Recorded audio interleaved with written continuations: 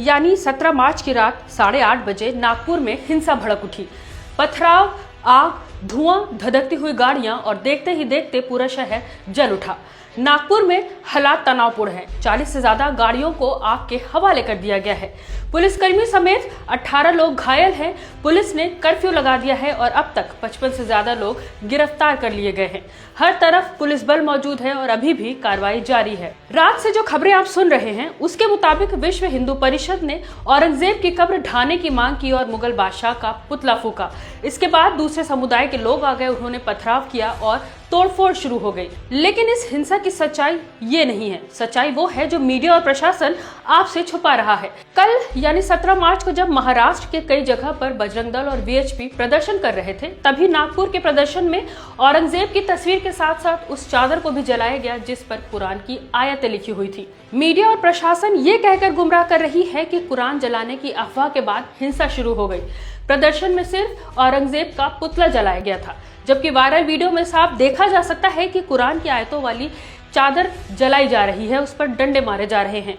हिंसा के पीछे की वजह कुरान जलाने की अफवाह को बताकर पूरा इल्जाम मुसलमानों पर डाल दिया गया, जबकि घटनास्थल से जो सीसीटीवी फुटेज सामने आई है उसमें नकाबपोश उपद्रवी गाड़ी पर हमला करते हुए दिख रहे हैं, तोड़फोड़ करते हुए दिखाई दे रहे हैं, यानी किसी का भी चेहरा नहीं दिख रहा है। अब इन नकाबपोशों को मुसलमान बता दिया जाएगा और इनकी गिरफ्तारियां शुरू कर दी जाएंगी।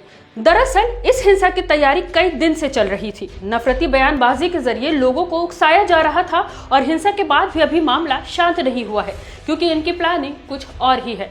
वो प्लानिंग है मुगल बादशाह औरंगजेब की कब्र तोड़ने की। कल नागपुर में जो हिंसा हुई वो तो सिर्फ शुरुआती रुझान है। इस हिंसा को समझने के लिए पिछले 1 महीने से सिलसिलेवार ढंग से हुई घटनाओं को समझना होगा, जिसके बाद आपको पूरी क्रोनोलॉजी समझ में आ जाएगी। पिछले महीने की 14 फरवरी को एक फिल्म रिलीज होती है छावा, जिसमें दिखाया गया कि मुगल बादशाह औरंगजेब ने मंदिरों को तोड़ा और बहुत ही क्रूर तरीके से संभाजी महाराज पर अत्याचार किए। इस फिल्म ने लोगों के जहन पर इतना असर डाला कि फिल्म को देखने के बाद बच्चे से लेकर बूढ़े तक सब थिएटर में रोने लगे, नारे लगाने लगे। फिल्मों के पोस्टरों पर दूध चढ़ाया जाने लगा। हिंदू और खासकर मराठाओं पर फिल्म का असर देखते हुए नेताओं ने इसका फायदा उठाना शुरू किया और राजनीतिक बयानबाजी शुरू कर दी। सतारा से भाजपा सांसद उदयराजे भोसले ने बादशाह औरंगजेब की कब्र को ढाने की मांग की। कहा, एक जेसीबी मशीन भेजकर औरंगजेब की कब्र को गिरा दो। वो एक चोर और लुटेरा था और खुद महाराष्ट्र के मुख्यमंत्री देवेंद्र फडणवीस ने इस मांग का समर्थन कर दिया। महाराष्ट्र के नफरती मंत्री नितेश राणे 13 मार्च 2025 के दिन कोकण में एक जनसभा को संबोधित करते हैं और कहते हैं कि हमारे पास 5 साल का वक्त है। हम पहले औरंगजेब की कब्र हटाकर गायब कर देंगे और बाद में इसकी खबर मीडिया को देंगे। इसके साथ ही ये भी कहा कि ये कार्यक्रम जरूर होगा। आग में घी डालते हुए तेलंगाना के भाजपा विधायक टी राजा सिंह पुणे पहुंचे और मुगल बादशाह औरंगजेब की कब्र हटाने की मांग की। साथ ही केंद्रीय मंत्री गजेंद्र सिंह शेखावत को चिट्ठी लिखकर कब्र के रखरखाव पर खर्च होने वाले पैसे का हिसाब मांगा और कहा कि हमारी संस्कृति का दमन करने वाले की कब्र पर हम टैक्स पेयर्स का 1 भी रुपए खर्च नहीं किया जाना चाहिए। शिवाजी महाराज की जयंती पर पुणे में नितेश राणे ने कहा कि सरकार अपना काम करेगी, हिंदुत्व संगठनों को अपना काम करना चाहिए। जब बाबरी मस्जिद को गिराया जा रहा था तब हम एक दूसरे से बैठकर बात नहीं कर रहे थे। हमारे कारसेवकों ने वही किया जो सही था। नितेश राणे ने खुले और साफ लफ्जों में कह दिया कि हिंदू संगठन को जाकर औरंगजेब की कब्र को ढहा देना चाहिए, जिस तरह कारसेवकों ने बाबरी मस्जिद को ढाया था।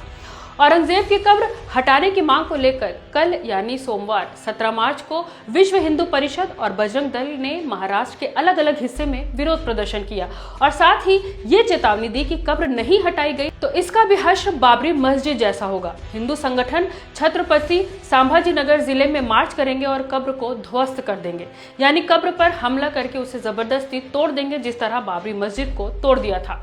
इसके बाद छत्रपति संभाजी नगर में बादशाह औरंगजेब की कब्र की सुरक्षा बढ़ा दी गई। आपको बता दें कि बादशाह औरंगजेब की कब्र भारतीय पुरातत्व विभाग यानी एएसआई के संरक्षण में है और वक्फ की संपत्ति भी है। मैं हूं रूबा अंसारी और आप देख रहे थे मिल्लत टाइम्स।